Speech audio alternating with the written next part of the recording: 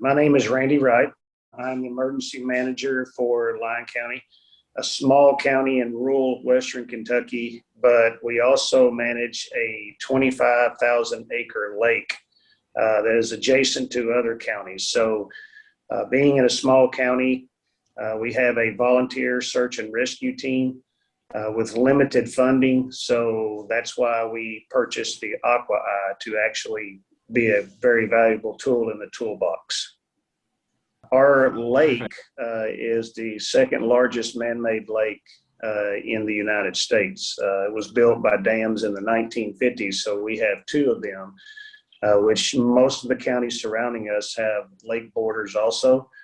So we range anywhere from a normal depth in the summer pool, which would be about 8 to 10 feet, but the channel that runs through it can also be up to 90 foot deep because it still is navigable waters for barge traffic. We just this year have started a dive team. Lyon County has never had one before, but we're in a unique situation because the water that we dive in we deem it as black water, which most divers do. So below 3 feet, it is zero visibility. I mean, it is so murky, you can't see your hand in front of your face. So we have those, and then we run just John boats that have been outfitted with lights and side scan sonars. So that's what we're currently using at this time, along with the AquaEye. So it's our latest technology that we have. Probably the most important thing when we approach a water rescue is the safety of the people that are on the water and attempting to locate the individual in what we deem as the black water. Because you cannot see, like I said, the use of side scan sonars is very helpful, but with the AquaEye, it gives us a more direct location to look versus just keep scanning and scanning and scanning. I mean, it cuts down on man hours. So the most important thing for us is to actually allocate to where that victim actually is in an area so we can better narrow down our search pattern. I felt it was important to bring the AquaEye in because of looking at all the tools available to search and rescue, and to be, I don't say unique to certain aspects, but for us to be able to utilize it in our beach areas and also our blackwater. And it's a tool in the toolbox, just like any other that we use, but it's one that is the latest technology. It's the one that you don't have to keep updating time after time, just like with our sonars and something newer comes out. So plus it's handheld, it's portable. We don't have to have a boat in the water if we have one on the beach. We don't have to have one. We can readily access this quite easily to, like I said, to narrow down the search area that we actually operate in. The use of AquaEye has been extremely easy for us.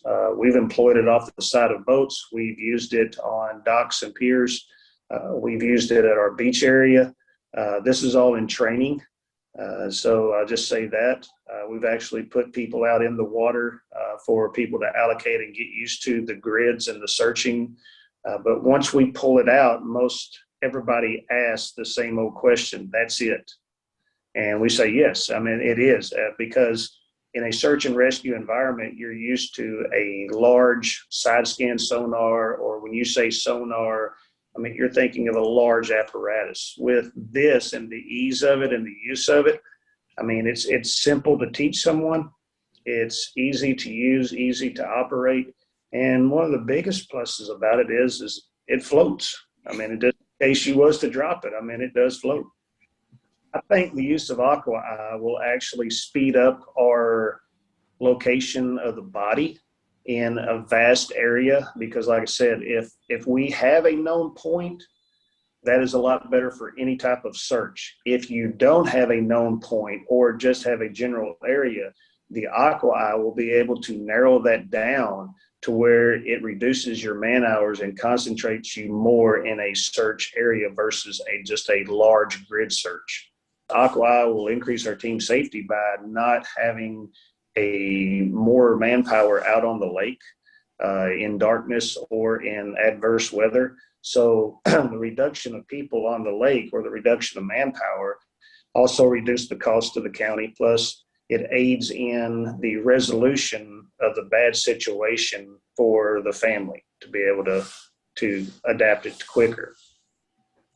The AquaEye has entered our SOP as more of a readily accessible tool, quicker than just running a large grid search area. So that is one of the first items. If we don't have a known point and a person that visually saw the person enter the water, then we will use the AquaEye first to narrow down the search pattern. Believe it or not, I've fielded about 10 phone calls already, from all the way from, let's see, it was Virginia to Texas to Louisiana to Arkansas to, I forgot where the last ones were from, but all of them have the same exact premise that I had when I talked to Miss Grace and Miss Carlin. This sounds too good to be true. I mean, honestly, it does. It sounds, when you tell a search and rescue person like us, water rescue, that you can use, new technology and artificial intelligence to identify a body in the water, it sounded too good to be true. It really did. But with gaining the AquaEye and the use of it, so basically we're sharing it between two counties. We went in conjunction with our other smaller county, our sister county next to us, the one we're creating the dive team with, so we have it available to both of them. So yes, sir. I mean, it's a very valuable tool for us, especially for cost effectiveness and for the ease of use of it. Miss Grace and Miss Carlin have been tremendous to work with, very, very well. We've actually helped develop some of the online training. I've already taken the classes and they did an excellent job in that part.